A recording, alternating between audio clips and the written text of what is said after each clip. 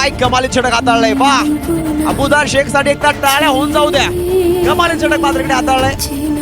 एक युवा टॅलेंट जो आपल्याला बघायला भेटतोय आणि इकडे कमालीची गोलंदाजी. क्या बात आहे. आतापर्यंत इकडे सतीश नाना जाधव सारख्या बॅट्समनला इथे मात्र थांबवलंय आणि गोलंदाजीमध्ये इकडे आपल्याला परिवर्तन बघायला भेटतंय. अबुदार शेख ज्यांनी आपल्या खेळीमध्ये बॅटिंग मध्ये जबरदस्त खेळी केली आहे, पण आता गोलंदाजी देखील धार आपल्याला दाखवावं लागणार आहे. वेगाने देखील टाकला होता बॉल. जातोय 7-5 जेव्हा इकडे बॉल होता ते प्रयत्न नक्की चांगला केला होता इकडे.